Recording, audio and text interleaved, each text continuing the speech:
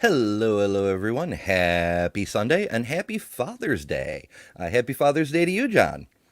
Thank you. Thank you so much. It's been a great Father's Day today. Awesome. Yeah, yesterday was my day with the kids, so I got presents. I got a squishy thing. It was, Yeah. it was pretty neat. Yeah, my son loves those squashmallow things. Yeah, they're pretty fantastic. So yeah, happy Father's Day to or Parents' Day to any of you. Um, we really don't have a proper term for a non-gendered parent. We should work on that as a culture. But yeah, um, whether you're a biological parent or a parent who was there, happy day to you. Definitely. Yeah, very good stuff. So thank you for joining me today, John. It's I mentioned you in the email, but I want to put it out here so everybody knows what random stuff goes through my head. When I was trying to convert the show into a proper interview show, one of the first people I had on was Eric from Skeptics and Scoundrels. And you can't know the Eric from Skeptics and Scoundrels saga without also knowing about you. So, because that's kind of how it happened. Like his first big hit video was because of one of your videos. Well, it was like there was a whole saga there too. The preacher dude, and then your reaction, and then eventually the live stream with the guy. Right. And I honestly can't remember his name, but he has a magnificent beard. Yeah, Joe Inslee. I think he goes by Gospelologian now. Oh, excellent. Yeah. Related to names that one goes by, I've been curious for ages. I know you work in engineering somehow, but is is that how Godless Engineer came about? Were you just like Eureka one day? I came up with the whole brand name right after I'd gotten my master's degree in software engineering. And I found myself with a lot of time on my hands because in engineering school you have a lot of time taken up with doing engineering school work, and so I had a lot of time on my hands, and I was already working in my field while I was getting my master's, and so it just kind of like work went on. I got a raise, but I mean that was about it. And so I just sort of found myself with a lot of time on my hands, and I just sort of was brainstorming like different ideas. And I didn't want to be just a generic sort of atheist engineer, which there is an atheist engineer on Twitter Hmm. who's pretty friendly. But so I was just trying to think of something unique, and so I came up with Godless Engineer because those were the two kind of big things that I was kind of pursuing at that point in my life, like as I guess hobbies or something that I would want to sort of go by on the internet, and so that's what I came up with. Yeah, and it's a great description. It covers it, and it lends itself to. We were talking about this a little bit before the show, but you have a ton of cool graphics that you use that work because of the whole engineering side of things. So yeah, Yeah, it's well, pretty I neat. mean, I definitely outsource all of that work, but I definitely try to keep with a sort of I guess um, a very I guess engineer sort of look as far as the channel goes. Yeah, yeah, and it's very cool. I think so. Anyway, I may be biased though. So you're such a friendly guy, right? I don't know if you try or if it's just your nature. I get the sense it's just your nature, but the way you come off, like so many people are so busy with getting the phrasing exactly right, whereas you're like, I want to engage with your ideas. You know? Mhm. Yeah. Yeah, I mean, what you see is what you get, basically. I mean, like my demeanor online, while I might be a little bit more specific in words that I use and how I explain stuff. I mean, just my general demeanor is very much how I am just in general. So I might turn up like my personality a little bit, for entertainment purposes, but pretty much what you see is what you get all the time. So, I know. At least my wife doesn't mind that. Yeah, KC's always kind of the behind the scenes character. Yeah, well, I mean, she's always laughing at shit that I say, and I never like I never think what I say is all that funny, and then she bursts out laughing. And I'm like, oh, okay. It's always a good measuring stick, I guess. Like how, like if something just doesn't land with her, I'm like, well, I'll just try something different. Yeah, fair enough, fair enough. It's always good to have, a test audience and Yeah. some kind of litmus test for how well things are going. And so that also kind of leads into I'm doing these out of order, but like I said, this is it's a new project. I'm still trying to iron out the bugs for how to do this show. But where when did you decide that you wanted to do YouTube, like as a way to reach more people? Well, so I was making like images and stuff like that for my Facebook page, and the Facebook page had gotten pretty popular. And one of the common critiques that people thought that they were throwing in my face was that it's easy to hide behind like some kind of vague QR code on the Facebook page. And I had been watching some of the more old guard atheist like response videos and everything like that, and I'm like, I could do that. And so I just sort of started making content, not on like a regular basis. I didn't have like any kind of like schedule in mind, or having any kind of consistency with the content I did, other than just it being atheist related. So what I ended up doing was just pretty much whatever I wanted, whenever I wanted, and I would just make a response video. And I didn't really have a script when I started it. Like scripting kind of came later, and even now I do things off the cuff, but I'm a lot more seasoned at it, I guess. Like I'm better Hmm. at going off the cuff than I was initially. And so I started the channel, and I had a couple of friends that would do normal like live streams and whatnot, so I dabbled in that a little bit. Then my channel got struck with a copyright claim that had it shut down for about a good 6 months. Oof. And it was because I had posted up just the raw footage of this preacher that was in it was like 2014 or something like that. But they were making the argument from the Bible against interracial marriage. Ooh. And so I just put it up on my channel for everybody to see, and it like got noticed by a lot of people. I know him at Meta, put my video in one of his blogs. Raw Story picked up the video, and so that got noticed, and it got taken down eventually. And I after that 6 months, I decided that I wanted to do like regular stuff, and so I just started producing stuff regularly. So I guess it was people that were like, "Oh, it's easy to do it behind a Facebook page," and so I'm like, "Psh, I'll be on camera." So I put up a video of me, and I just kind of went from there. Yeah, that makes sense. I find a lot of people wind up reaching stages of progress, I suppose, because of some kind of outside impetus. Like, well, in my case, for example, the reason I'm here is because Matt Dillahunty left the ACA, and the ACA was like, "We need more hosts," and I said, "Hey, I can help," and they were like, "Cool, but we need to see you on camera," so I made a channel.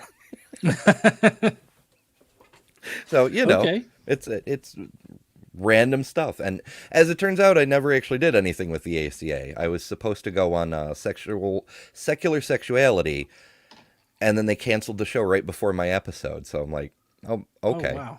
yeah, but no hard feelings because Christy Powell, who is the host of that show, is going to be a guest on this show a little later in the summer, a couple of weeks down the Okay. road. So yeah, That's cool. yeah, very good stuff. So now let's go a little further back in time. What got you started making the Facebook page that started your slippery slope into Right. active Well, atheism. well, so the Facebook page is the end result of me leaving like my religious faith. And how that had happened was, I had been struggling for a while, like going back and forth between being uber religious and not really caring at all. And so I kind of like I did that for a few years, and it got to the point where I was in one of those, like, I don't really know if I believe this, like, I don't know.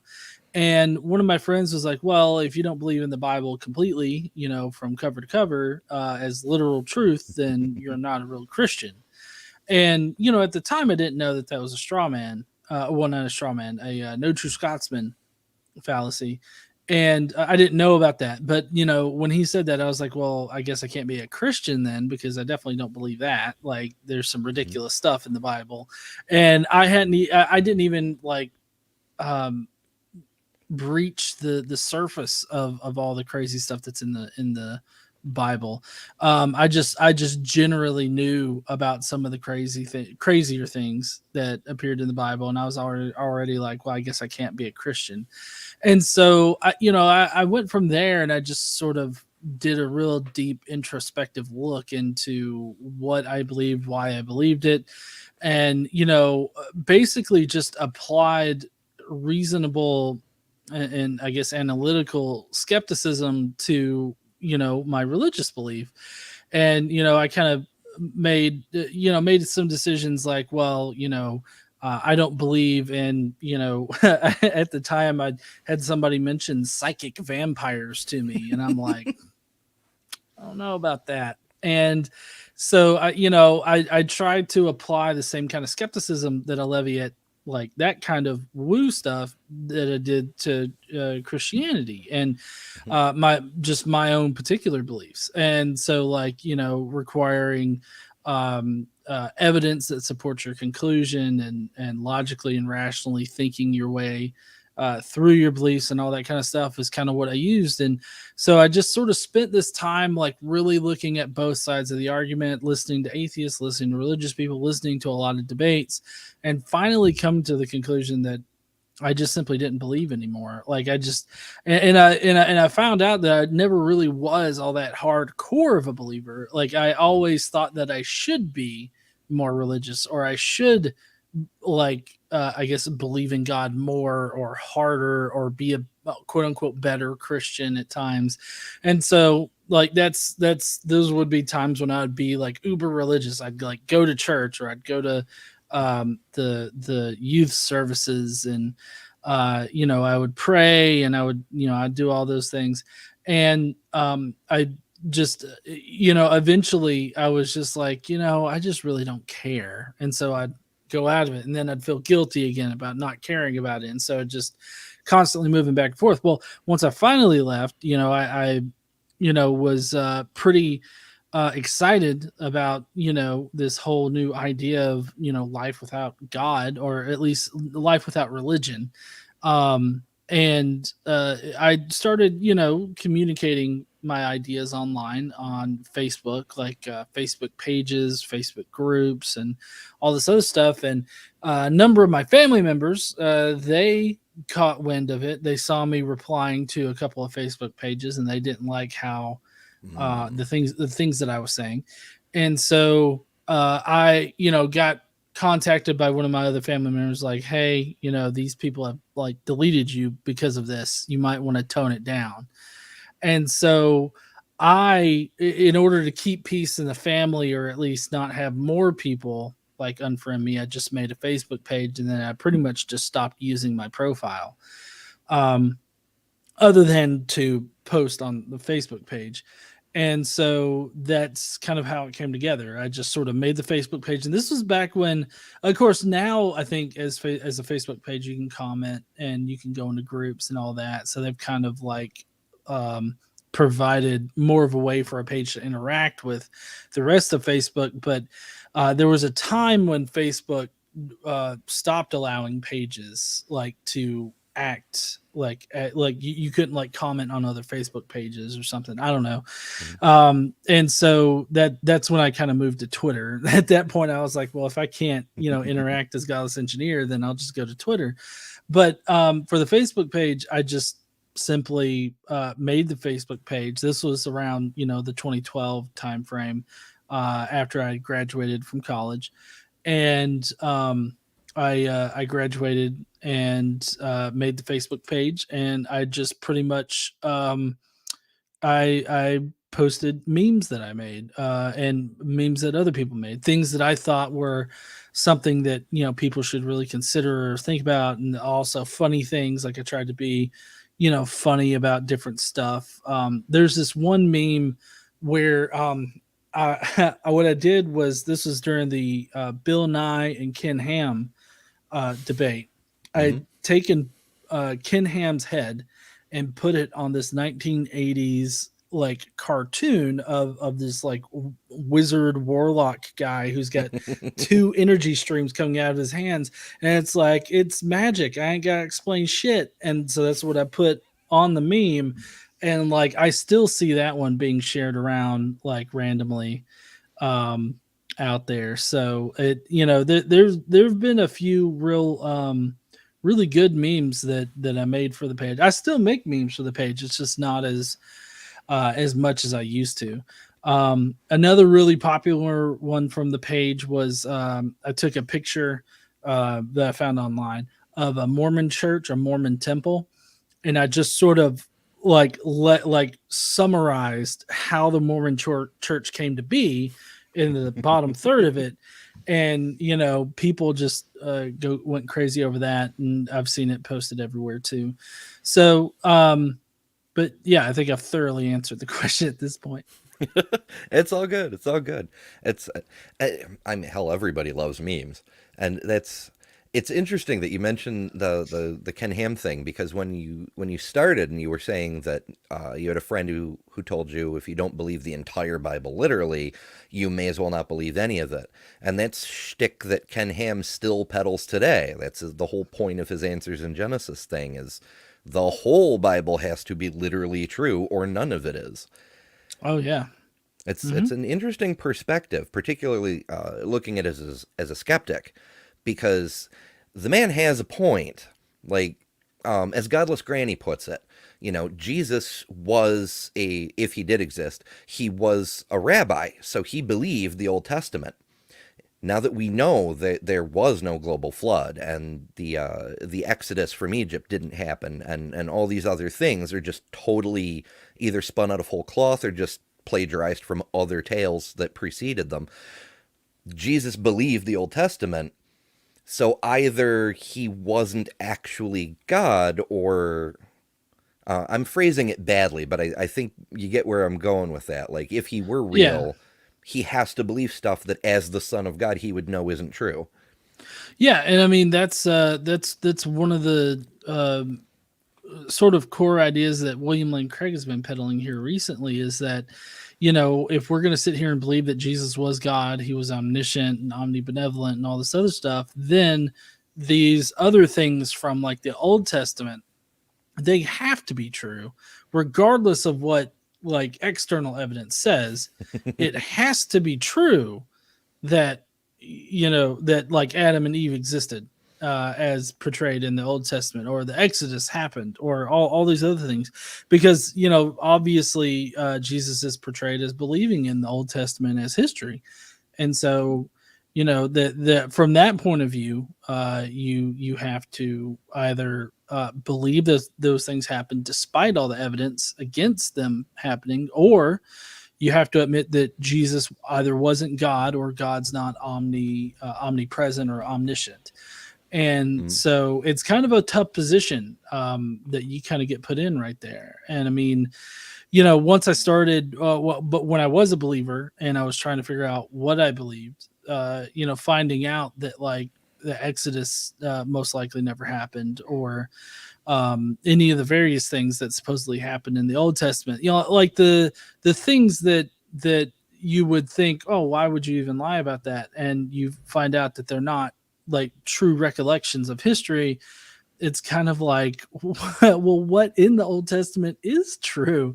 And you find out, well, they probably, they got the King David thing right because we found this stone that mentions a King David, and they might have gotten this right here, that right there, and it's like all of these are really inconsequential fact. Like none of this has anything to do with like God and God's chosen people, like in the way that God has chosen his people, and so it kind of it's definitely something that you have to reconcile, and I feel like either way you go about it, it's you're not going to reconcile that in a way that it comports with current Christian theology, because I feel like current Christian theology requires like a few contradictions, like logical contradictions in the theology, not just because I know a lot of Christians they are like, oh, there's no contradictions in the Bible, which is bullshit. But I'm talking about logical contradictions in the theology of it.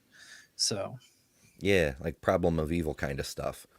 It's yeah, that's a fun conversation to have with any apologist mm-hmm, because they either have to admit that God has done heinous things and is therefore not omnibenevolent, or they have to make some kind of argument that like killing small children is a good thing on occasion, and forcing mm-hmm. young girls into sexual slavery is a good thing, and like selling women as like property to other men is like a good thing. So I mean, you end up having to justify a whole bunch of stuff, and we could easily explain those things from an like a methodological naturalist position easily, because like yeah, there were societies back then and those societies were shit. We had misogynistic systems in place, and we still have misogynistic systems in place, and Mm-hmm. all of these things are just facts of history. We were like society, people in general at these times were not nominal as far as morality goes. And so I mean, we could explain that because morality changes over time. Mm-hmm. Whereas for a Christian, you have to, if you're arguing for God's omnibenevolence, you have to try to justify how it's good to force a young child into a marriage where they are going to be raped, or that forcing a group of people, the Israelites in this particular instance, to invade a town or a country and kill all of the small children, but taking the young virgins for themselves as spoils of war. Like you've got to justify those things in order to make God omnibenevolent, and I just don't think that you can at all. Yeah, I tend to agree. It's I mean, there's even a few places in the Bible, like with the slaughter of the Midianites, where the general of the army, whoever the hell, comes back, and he hasn't killed all the children except for the virgin girls, and God gets mad about it. Mm-hmm. So God has a chance to say, spare all the children, fine, whatever.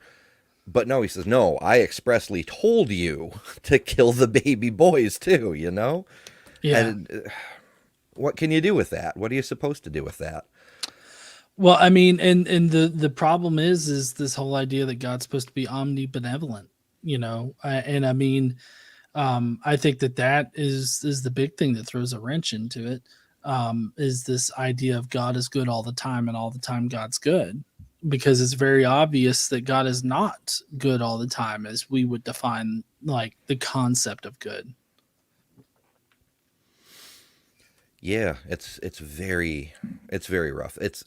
A lot of people ask, all of us from time to time, what would it take to make you convert back? And I find that to be a very difficult question, because the longer you're looking at all these different claims and arguments through a skepticism lens, and the more cracks you see in the plot and the story and the theology, the harder it is to set all that aside and really consider believing again. Like, I don't know. I think it would take I don't want to speak for you, but I think it would take a literal verifiable miracle. Mm-hmm. Well, yeah. So I don't know what the evidence would be for me to get to for me to believe in God, like in general. Um, I would call myself a hard atheist or a Gnostic atheist on Mhm. the Christian God and Yahweh, really the Abrahamic God. I actively believe that that God doesn't exist, and it's primarily because of the fact that we have like his requirements manual, right?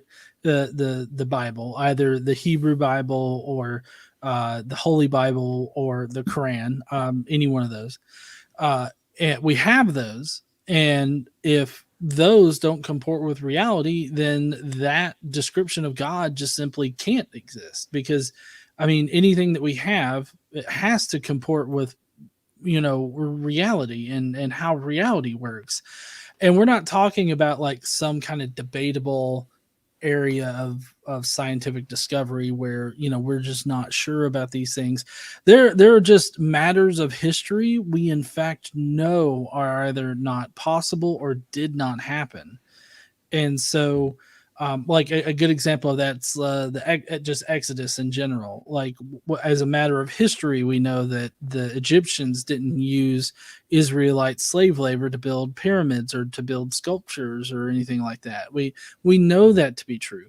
We also know through very tedious records that were kept by the Egyptians that there was not a large contingent of Israelites that escaped slavery at any point in time in Egyptian history, because they meticulously recorded like any kind of slave escapes or any issues with people escaping.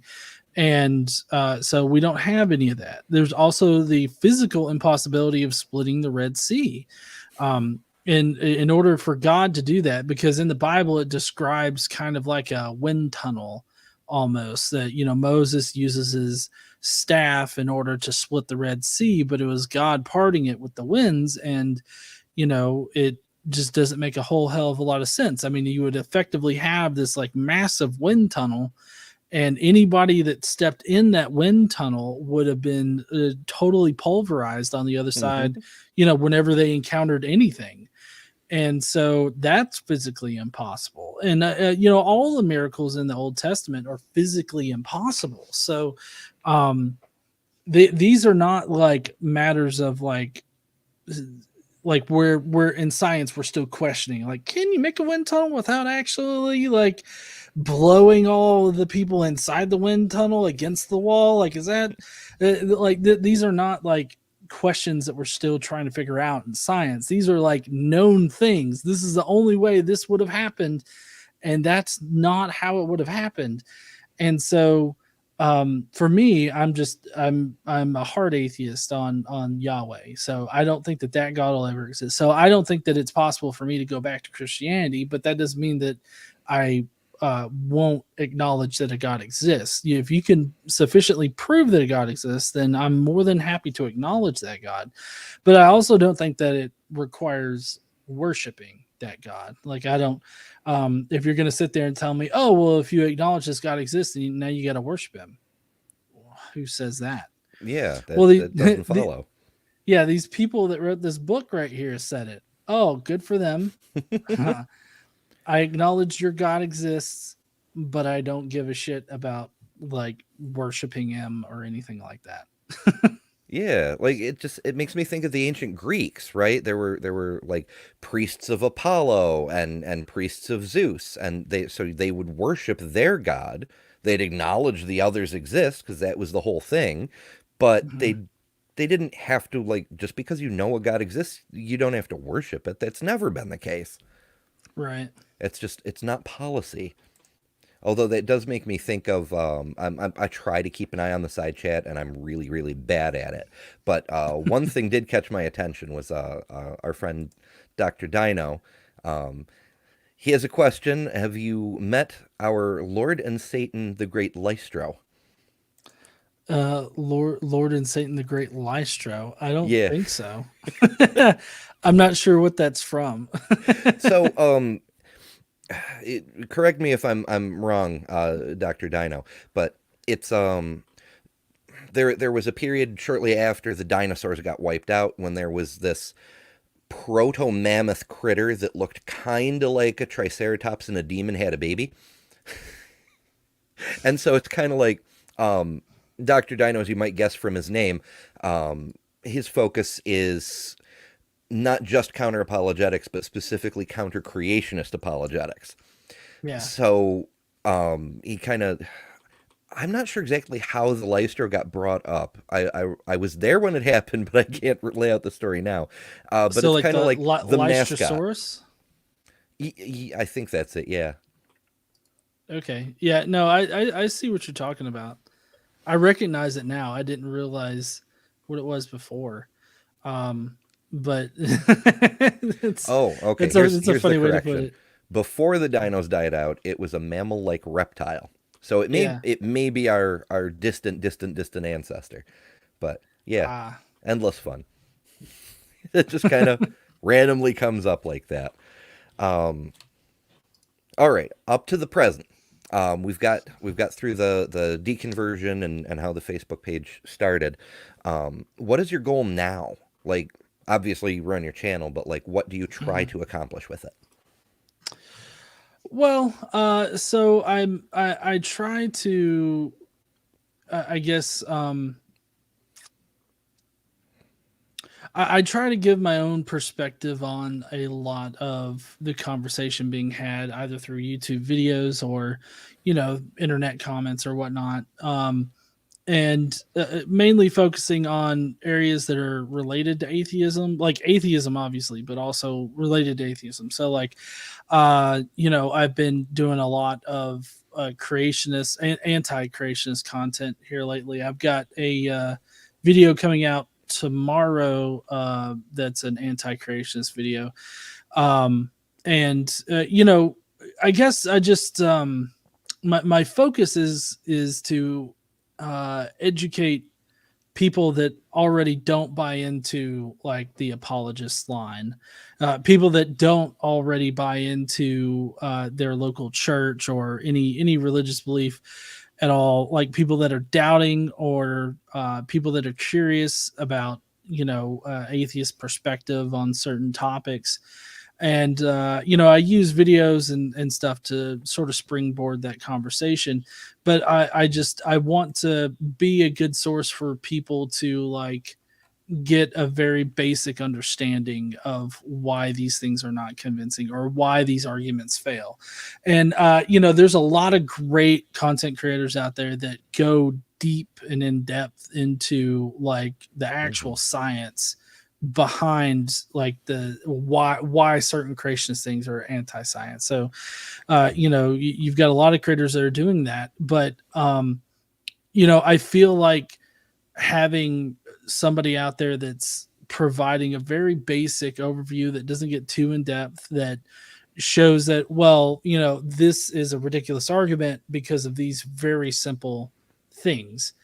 And I would hope that what people would take away from it are just easy talking points that they can bring up in conversations, or and I've even had people say that it's just nice to hear somebody like discussing these topics in general, like just it helps them to know that they're not the only ones that are thinking these things or anything Hmm. like that. And I try to focus on building a community. I try to focus on inspiring people to stand up and use their voice. Hmm. I try to be a loud voice for the atheist community in general. And that's pretty much what I'm focused on. I'm focused on, showing that it's not a scary thing to respond to these arguments, like the apologist arguments or the any new argument that might come up. Showing how it's really just still all recycled bullshit from like 100 years ago, and you just have to correctly frame like the topic. And just I'm pretty much just focused on that. And um there sometimes people are more interested than others, but for the most part I find that people that watch my videos and engage in my videos, they seem to at least appreciate and enjoy like the what I bring to the online like atheist community. Yeah, I tend to agree. There's the people who do delve deep into specific areas, they do a fantastic job at that. But I think a lot of people do appreciate a more general overview kind of thing. And then if they Mhm. want to learn more, then they can go to the person who specializes in that, like biblical scholar work, for example. You might go to Bart Ehrman for something like that. However, you have become something of a specialist, perhaps by accident, perhaps just by constant engagement. You're over recent, maybe the last year or so, you've come to be known as one of the maybe loudest voices on the mythicist side of things. Yeah. How did that happen? Oh, I mean, I've been a mythicist since I started my channel. You can find mythicist content on my channel going all the way back to like 2014 or so, and probably even before that. But um, I kind of came into it by interacting in Facebook groups. I would interact with other atheists, and I found myself in a discussion about history, and what historical evidence we have for Jesus, and like somebody's like, "Give me evidence that Jesus existed." I'm like, that should be easy, and so like I googled it. And I tried to find like what's physical evidence, and I found like the James ossuary, but after looking at that, it's like, oh, that's a forgery, so that's not evidence. And then you find all these other things that are supposedly pieces of evidence, but when you actually look at them, it doesn't support like a man Jesus existing. And so like I had to just come to the conclusion that like I just couldn't find any. And so when I continued to look into it more, read more people like David Fitzgerald, or of course there's Richard Carrier, there's and several other like scholarly journal articles from several people. I finally came to the conclusion like, well, kind of seems like we don't have evidence Jesus existed. All of the evidence that we do have is easily explained on either case, so it seems like he's not needed to exist. Why would you believe in this historical existence if there's no need for it? And so I kind of came to the conclusion that I lean on the side of mythicism, uh, and I think that the evidence that we have is better explained on mythicism. But ultimately, either historicity or mythicism can explain the evidence that we have. But like I said, I feel like the evidence is better explained on mythicism, even if it's just slightly, because that's I say slightly because that's exactly how much evidence that we have that would attest to Jesus, and that's a very little amount. And so you're talking like slightly like moving the needle to either mythicist or historicist, and my needle moves towards mythicist. So it definitely hasn't just been in the last year or so. I've always had like mythicist content going up and having mythicist material. Now, what I have been doing in the last year or so is, making a lot more content on the mythicist question, on the historicity question, and I'm not afraid to challenge other atheist content creators out there. And I know that there's a lot of people that's like, hey, let's not do drama, and it's like, I don't know why it's got to be drama. Like, this doesn't have to be drama. I just disagree with this Mhm. person. Like, that's it. Like, we can disagree on different things. Like, we disagree on a lot of things, but it's like this one thing I can't disagree on. And then of course you get into some of the more uh, um, uh, vocal content creators out there that want to go in more serious directions, and like um, they end up thinking something did happen when it really didn't, and so Mm. they're all mad about it, and they make this big old drama about it. And so There have been a few people that have gotten really sore over me not being discreet, I guess, with my disagreement.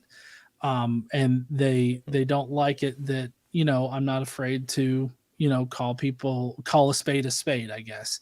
I'm not afraid to disagree with somebody publicly about something. I don't see why we can't just simply disagree on stuff. And yeah, so that's what I've been doing in the past year as far as mythicism goes. I've been posting more content about it, and I've been challenging more atheist content creators. Yeah, yeah. That's probably what created the perception, is that more of an emphasis on not just having the mythicist stuff, but like standing up for it and such. And Yeah, me personally, it just goes back to the same thing as the God question. Like, do we have a good reason why we should believe? Like, does it matter? yeah, and I mean, I find that a lot of people just sort of throw their hands up and is like, well, he could have existed, and it's like, well, yeah, he could have, but what evidence do we have that he does? And then if you can get somebody to be a lot more specific about what they mean, then for me that just shows how thin the case is, for one. And it always amuses me when people are like, you're ridiculous for thinking that Jesus never existed, like that's just that's too fringe or something like that. And it's like, are you serious? Like, the majority of New Testament scholars believe a Jewish man was crucified and resurrected 3 days later as a matter of history.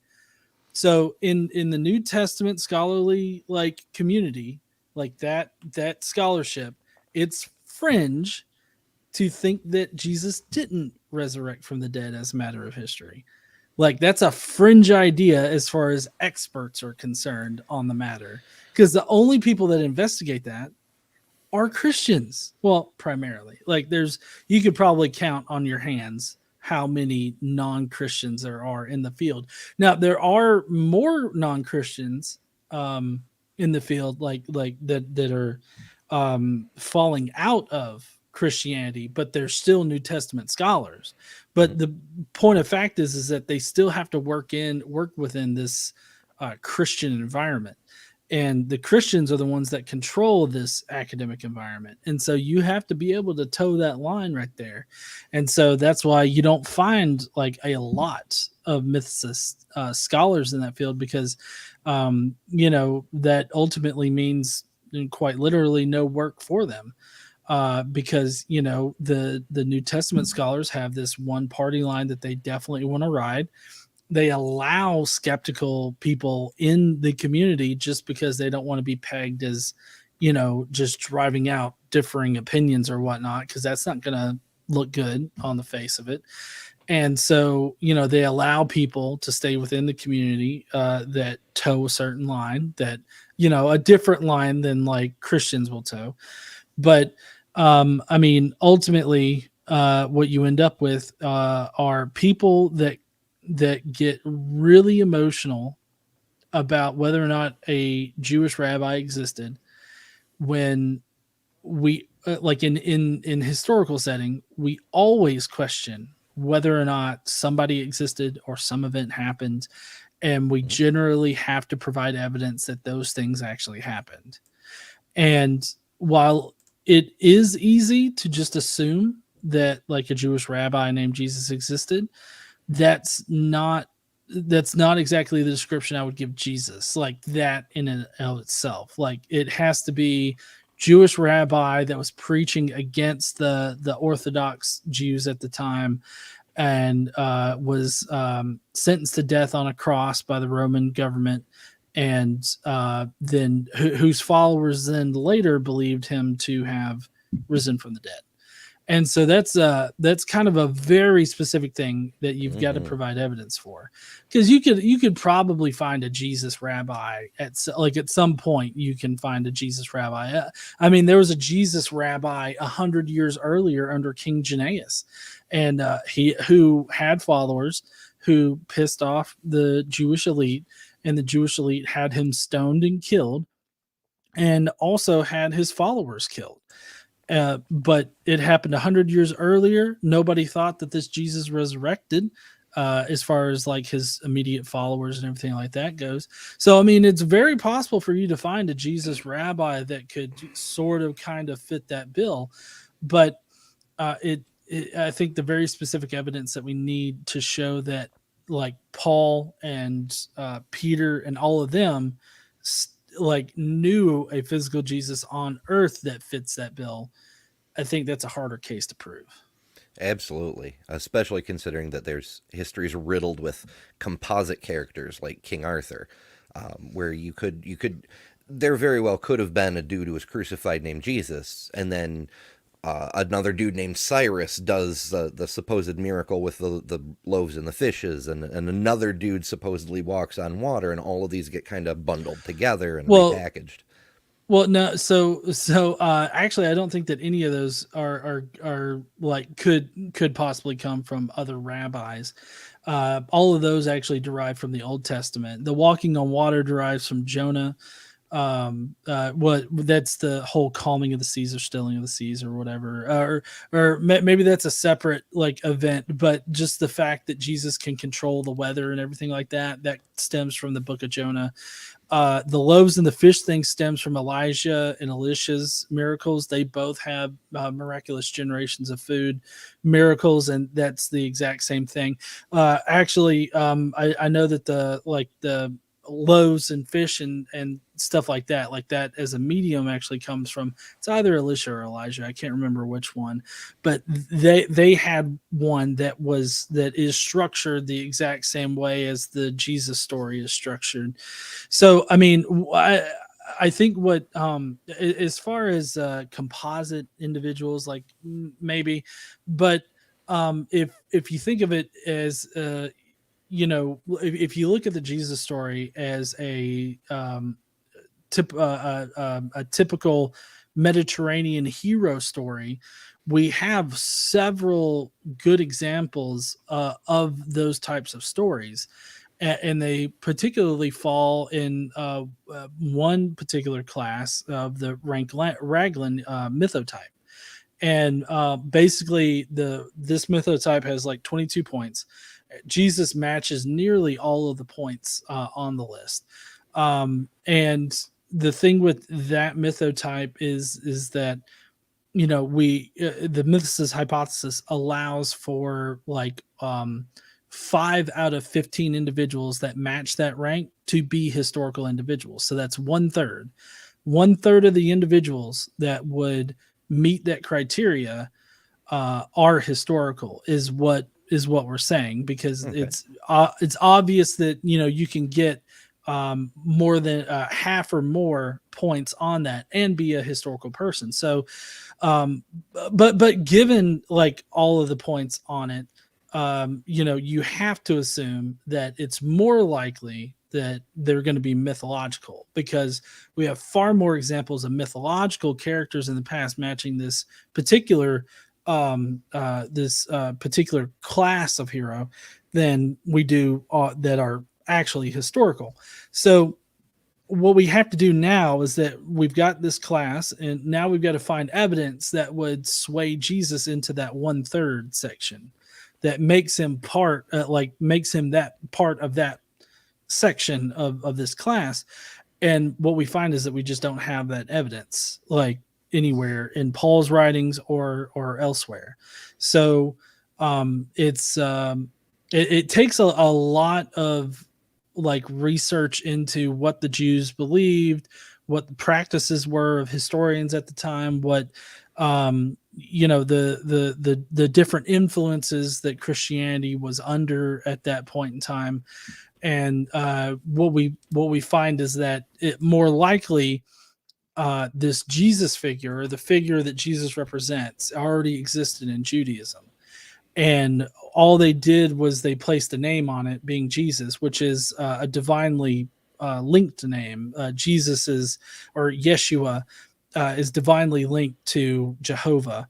And they give him this very generic divine name. and later people come up with earthly stories about him. But as far as like Paul and Peter and all them, the only stories that we get are of a celestial Jesus, and it seems more like Paul only ever believed in a celestial Jesus. He never speaks about Jesus's time on earth or anything like that. And then we have non-Christian sources like Philo of Alexandria that actually mention a figure, an angel figure in Jewish angelology that matches a lot of the characteristics that are said of Jesus by Paul. And so it and this is Philo is a Jew in the first century. He's not a Christian. And he's recognizing these things from the Old Testament, just like Paul says that he recognizes these things from the Old Testament. And so it seems more likely that this figure already existed in Judaism. It was just sort of retconned into being this Messiah figure that Paul thinks absolved all of our sins through his death on a cross. Yeah. So I guess all of that is to say that I don't think that Jesus is an amalgam of different real historical people. I think that Jesus, the figure that Jesus represents, was already inherent to Judaism. It's just that first century Jews and Jewish Christians reinterpreted the Old Testament to create this figure to absolve sins. Yeah, that makes a lot of sense. You end up with a zeitgeist kind of creation because of all the characteristics that were already laid out and called for by the Old Testament. They just go, okay, well, those were fulfilled. We got a super chat from Jake Nelson, who's been a huge supporter of the channel for ages and ages. And he's glad to see you. He thinks that Brosepha should co-host sometime. Yeah, I don't know how well that'll go, but I guess I'll talk to Brosepha and see if he can roll out of bed for long enough. Yeah, for real. But that leads to a completely different question. How did you come up with Brosepha? He's like... Well, so Brosepha, I kind of... I've always kind of done this really hillbilly kind of accent. And, Brosepha was just sort of like, I found these Christ glasses on the internet, and, I already like wearing, sleeveless shirts. And so famously so. Yeah. I got the America shirt, the America sleeveless shirt, and then I got the glasses and everything. And I know we came up with the name Brosepha because we were listening to this country singer, and in the song that we were thinking of, it had Bocephus in it. I can't remember what that song was, but the song mentions Bocephus. Hank Williams Jr. My name is Bocephus. I see. I always figured it was a play on like, a bro, like, the guy, and Josephus because of the Bible studies thing. Oh, no. It's definitely because of this Hank Williams Jr. song. That's talking 1,000 times better. and I came up with bro because this is supposed to be some kind of like dude bro kind of character, but it's like a hick dude bro. So Brosepha. Hell yeah. And it works. People love him. Yeah, people certainly do. I don't know why, but they do. I think it goes to that principle from psychology that stereotypes are valid first order approximations. So because he's kind of a walking stereotype, he's like a catharsis for people who either have to deal with that kind of person all the time or used to be that kind of person, and they kind of want to, like make it a separate thing. Yeah. So I definitely have a lot of experience with the sort of hillbilly accent. I've known people to have similar accents, and I've been around that kind of all my life. So it's quite easy for me to just sort of slip into a sort of Brocephus sort of demeanor there. Yeah, and it's extremely cool. Well, aside from Brocephus, what would you say? Smooth transition here. What would you say is your favorite accomplishment, the thing you're most proud of along this journey you've had? Um, I would have to say that my favorite accomplishment is being able to generate like enough, I guess, enough of a following, enough of a notoriety, maybe, to where I do make a little bit of money off the channel, but I also donate about a third of what I make on the channel to charity. And that's probably one of my favorite things that I do is, we every month we pick out a charity. Usually it's sort of context specific to the month that we're in. Like this month we're donating to the Trevor Project, and next month we'll be donating to the Transgender Law Center. And I think that that's one of my favorite things. We kind of started this back when I just sort of randomly, while I was sitting there at work, I saw an ad like on the internet uh, for these this guy was doing a peanut butter drive because he had partnered with somebody that sends supplies down to Haiti, I believe, and they sent supplies to orphanages down in Haiti, and like one of the best sources for protein is peanut butter, but the peanut butter Mm-hmm. is kind of expensive down there for people to buy, so they do peanut butter drives. And we were like, hey, we're going to dedicate this one Friday night stream right here to buying peanut butter for orphans in Haiti. And we everybody got really into it, and I think we raised like $1,600 or $1,700, and we ended up buying like 800 pounds of peanut butter. Nice. And yeah, it weighed down the car that we had and everything, and it was pretty awesome. We had to hand deliver the peanut butter to the guy that was like transporting it and everything, and so that felt really good. I really like doing that. And so like we did that one year, and then the next year we bought toys at Christmas for foster kids through an organization up here. And we partnered with a few of our friends on that to sort of for all of us to sort of drive donations to like a charity. And we were all able to generate a pretty good amount. And we donated. Then we went and we like bought all the toys from Walmart. We actually had to. There's actually a limit. I don't know if you know, but there's like a limit at the Walmart cash register that you can check out with. Like you can't just buy as much stuff as you want. There's like a limit. Hmm. We hit that limit. So we had to buy as much as we could, and then we had to start a whole new transaction and buy more. And so we did that, and then we just kind of started. We're like, well, we can just donate to charities like all year. We can donate a portion of our proceeds to charities, and so we kind of been doing that the last few years.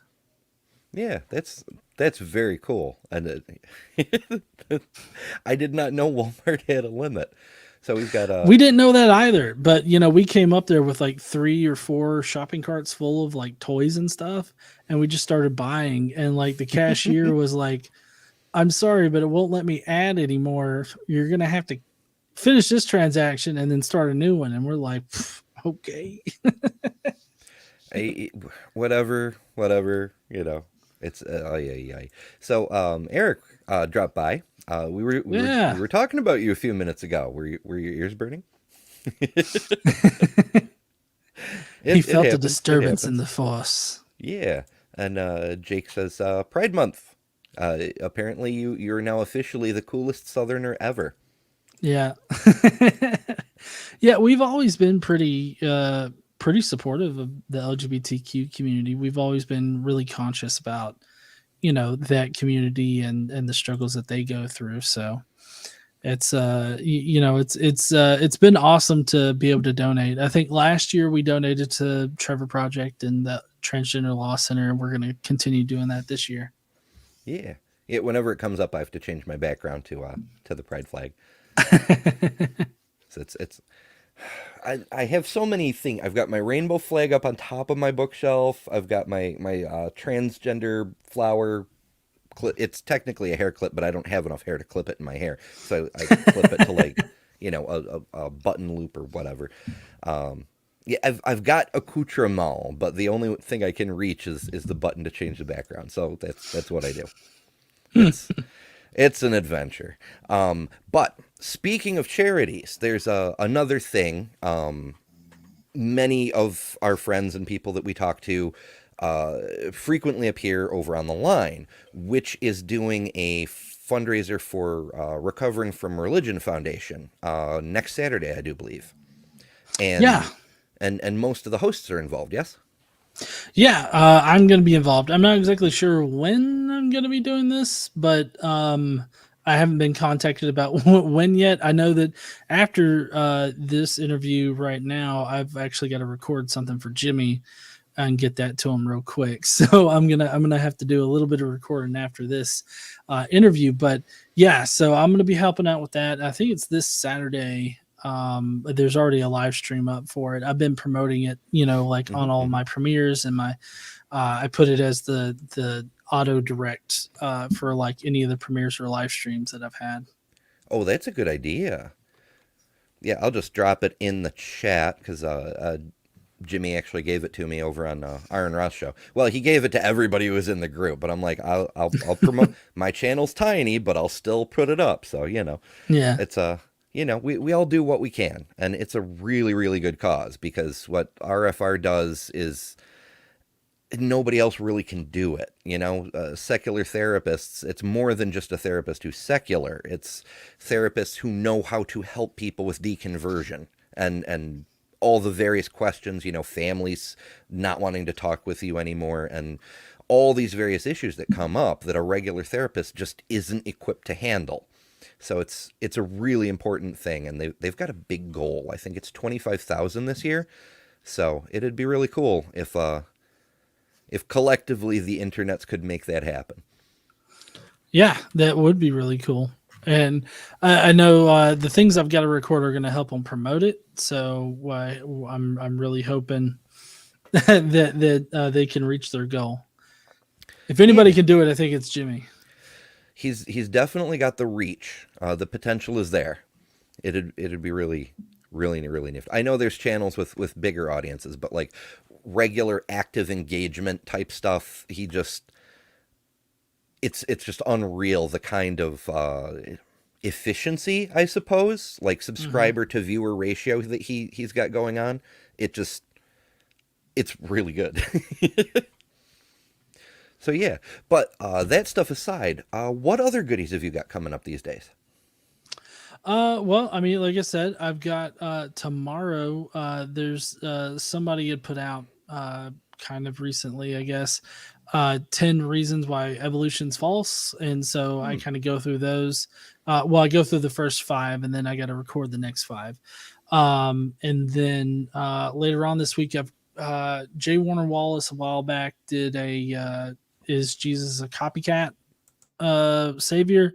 And so I kind of addressed that topic a little bit. I pretty much just plan about a week out. Like I don't have anything big, kind of planned as far as the channel goes. I am trying to stream more regularly over on my gaming channel, Godless Engineer Plays, and I'm always trying to push Jimmy to put me on the line more. Yeah, well, you'll have to ask Eric. He's got this trick. Like today, Shannon Q was on with Jimmy, and Shannon had to go. She had a pre-existing thing, and Eric just kind of slipped right on. And I'm like, how does he do that? It's ninja skills, I guess. I don't know. Yeah. Jake Nelson with another super chat says, I live in MAGA country. Let me know what I can do to help. So from my perspective, I'd say Take that fundraiser and just put it everywhere. Put it on any channels that you have control of, that you have the right to post things to. Obviously, don't spam, but put it on your Twitter, put it on your Facebook, put it everywhere you possibly can to basically try to reach more people. Because even if your own posts don't go very far, which is a big problem on Facebook, I know firsthand, the fact that there are multiple posts all pointing at the same thing, that's what makes something trending. It makes it show up in the new feed, the watch this next feed, all that sort of stuff. So it absolutely does help, even if it Yeah, doesn't feel like it. yeah, and spreading around the link and everything like that, I think is probably the most that anybody can do, as well as donating. I don't know if anybody has disposable income to donate, but that's also another way to help. But pretty much just spreading the word is the best way to do to help right now. Yeah, yeah, for sure. And Eric answered. He said, "No magic." He just said hi in live stream chat. Yeah, you see, you just have to have Jimmy's ear, and who's got that other than Eric? So clearly, there's sorcery involved, some kind of enchantment. No, it's really cool though. It was actually, it confused the hell out of people, because some people, a lot of people put the show on in the background and they work on something else. I do that a lot myself. I Yeah. was actually working on another video while the show was going on, and they look away, and then a few minutes later, Shannon is turned into Eric, and they're like, "What just happened?" So it's kind of fun. But yeah, we did the plugs. There's a link to your website in the description, but assuming people don't want to bugger around with that, where can people who don't know find you? Well, I mean, generally just here on YouTube, I'm Godless Engineer, and you'll probably get a few channels that come up as Godless Engineer, because I've got Godless Engineer, and then there's Godless Engineer Plays, which is the gaming stuff. So if you like gaming stuff, then you can follow me there. Then there's also Godless Engineer Clips, which is my clips channel, and that's I put up just short, like very hyper specific topic videos that are like just portions of my main videos, but I also have like shorts content like that I've cut out from my main channel videos. Those go up there too. So pretty much, if you just want, if you still want the content that I present on the main channel, but you just want hyper specific topics, then the clips channel's really where you want to watch at. So it's pretty much those three. On Facebook, it's like facebook.com Godless Engineering. We've also got a group on Facebook, and then on Twitter it's Godless Engineer. So and I don't really pay that much attention to my website, although my website does have a handy like contact me kind of tool. So if people don't know how to get in touch with me, they can always email me through that, and I'm generally pretty good about getting back to people. But yeah, that's pretty much how you find me. Cool. Easy enough. Yeah, most people, of course, being on YouTube. Well, actually, this particular stream is simulcasting to Facebook, YouTube, and Twitch. So, Ah. Yeah, you better watch out for that Twitch thing though, because I know that they recently have changed their like rules, and I think that it's only partnered channels. Maybe like if you're making money off of them, they don't want you like multicast streaming. So I don't know about I'll all have that. to not let them know. Yeah. Yeah, because I just, Twitch is like, it's an afterthought. I can, so I do, and Yeah. occasionally when the YouTube bots get mad, it gives me another place to have the stream. It happens from time to time. Surprisingly, like we'll be looking at like a public domain film based on religion or something, and the bots will still be, "Oh, you can't do that." I'm like, why though? But that's a whole other thing. Thank you, Titan. There's the link to GE's main channel. Yep. And yeah, thank you so much for joining us today. It's been a very enlightening conversation. And honestly, I think we have, again, newer, small channel, So bear that in perspective. But I think this is the highest number of eyeballs we've had on a live stream at once ever. So yeah, good Oh stuff. yeah. I'm glad that I can bring some eyes on occasion. mostly mostly I find that most people don't actually want to watch my content, but I'm glad some people do. Well, I mean, you've got a few. You've got a really respectable fan base. Like, not to compare because everybody does things differently, but there's YouTubers who've been around as long as you have and have a fifth of your audience. So, Yeah. there are people who like what you do, and it's Yeah, very good stuff. well, and there's people like Jimmy who have been around way less time than me and have already grown Yes. two channels. I don't know if the line is past 100K yet, but they're getting there quick. Yeah, it's around So 85. I didn't actually check today, but it's been going up about a K and a half a month since the new year.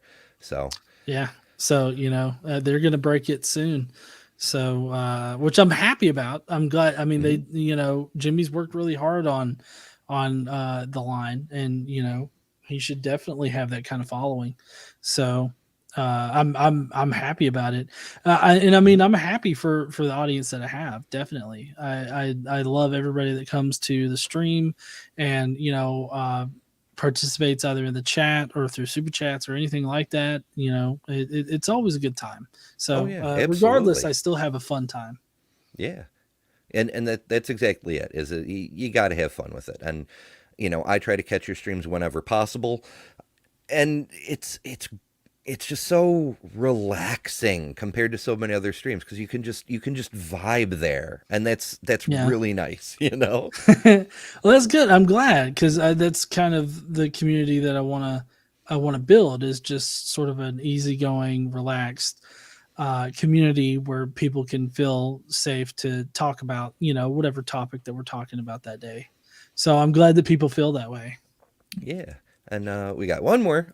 Eric, thank you so much. And John's content and generosity gave me what I needed to get started in activism myself. Thanks, John, and thanks, Ember. Yeah, well, Yeah. I mean, That's awesome. Always love hearing that. That I've sort of inspired somebody to stand up and use their voice, or to speak out, or to do more mhm. activisty things. I love that I have that kind of positive effect on people on occasion. Yeah, absolutely. Like standing up for yourself is fantastic, but if you can stand up and also help even more people, so much the better. And it's kind of creating a snowball effect in a way because I just found out today that Eric in turn has helped somebody else start a brand new channel. It's a Oh, one of the mods from over on the line. I got cookies started. ah, Shoot, what's it called? I had it up a second ago, but she's actually going to be on a future episode to talk about it. It's a channel about the banned books in the U.S. The way oh, the religious right has been stripping entire states of half their school libraries because it talks about race and things, and that's just not cool. yeah. One That I more mean from that Jake that's Nelson. Gee, it's yeah. awesome that you're lifting up a smaller channel like Embers. Yeah, I do appreciate you stopping by. I realize that it's always a little ishy when a much smaller channel wants to talk to somebody, but I really appreciate you taking the time. Oh, it's no problem. I mean, I've been in your exact position. I've I started my channel, and like both the Facebook page and my YouTube channel, from the ground up. Like I didn't have somebody that like big, that had a lot of followers post about me or anything like that. I just sort Mm. of I grew it on my own. So, I don't consider myself any more special than anybody else, like in the community. And so, I feel just as relevant as anybody else is how I feel. And I always have to remind myself that it's not like, whenever somebody tells me, oh, you inspired me to start, making content or whatever, I always have to remind myself that they're not telling me, I saw you and I was like, hey, I could do this better. Yeah, that could be a bit of an oof. I'm trying to find the I've got it saved in my, you know how Windows has that thing where you can save multiple cut and paste things, and I've got it in. Oh, Jesus, it's super easy. It's youtube.com/@ symbol banned books US, all just Mm, all together like that. And it's a brand new channel. Like it started like 4 days ago, but okay. they're off to a really good start. So I'll post that in the chat too, because I think that's a really important mission. Also, it's not directly religion centered, but it has consequences. Like we're depriving entire generations of kids from anything other than white authoritarian, trust the government, believe in Jesus, all of that crap. And if you're different, you're wrong, and you need conversion therapy or whatever. It's a whole thing, and it needs Yeah. to be fought back against. And if I Got Cookies can do that from a secular, nonpartisan perspective, then so much the better. But it's really important work. So and that's a big part of it is Eric's fault. Apparently, I don't know exactly what happened. She just told me that Eric helped her get the ball rolling with it. So, and Eric wouldn't have been in a position to do it without you, and so on and so forth. So yeah, you do inspire others, and some of them go on to inspire still more others. So that's really cool stuff. Yeah, I feel super, flattered, I guess. Like I'm very flattered in any time that I have such a positive effect in someone's life.